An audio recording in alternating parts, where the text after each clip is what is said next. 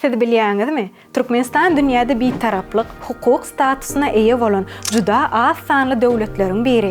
Şol bir wagtyň özünde Türkmenistan dünýäde bir taraplygy Birleşen Milletler Guramasynyň aýratyn karary bilen resmileşdirilen ýeketäk ýurtdyr.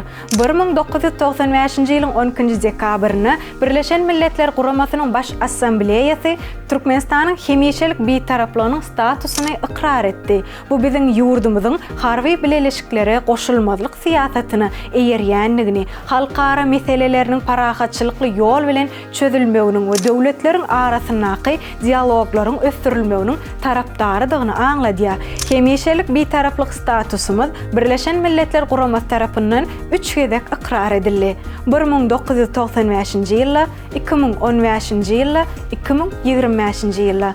2017-nji ýylda bolsa 12-nji dekabr halkara bir taraplyk güni diýilip yglan edildi. Bu siýasatyň netijesinde bolsa Türkmenistan parahatçylykly gepleşikleri geçirmek üçin meýdança öwürli. Bilşimiz ýaly Aşgabatda Birleşen Milletler Guramasynyň Merkezi Aziýa üçin öňüň alyş diplomatiýasy boýunça Sewitleýin merkezi işleýär.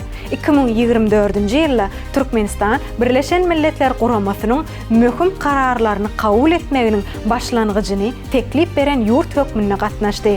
Olardan 2025-nji halkara parahatçylyk we ynanşmak ýyly.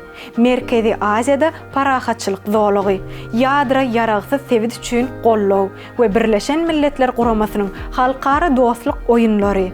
Bir taraplyň ykdysadyýetdäki ähmiýeti barada aýdanmazda ulaw geçelgeleri, halkara sowda, energetika howpsuzlygy, Aziýa bilen Ýewropanyň arasyndaky logistika ýaly ugurlarda bir taraplyň gymmatyna düşünmek bolýar.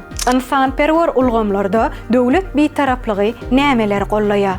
Adam hukuklary, parahatçylyk başlangyçlary, halkara bilim we lukmançylyk taslamalary, döwletiň içinde bir taraplyk şolary gollaýar. Ykdysadyýety ösdürmäge, durmuş ulgamyny gowlandyrmagy, adamlaryň ýaşaýyş derejesini ýokarlandyrmagy. Türkmenistanyň bir taraplygy, halklaryň arasyndaky durnuklylygy, parahatçylyk we ynamy pugtalandyrmagy goşan goşýar.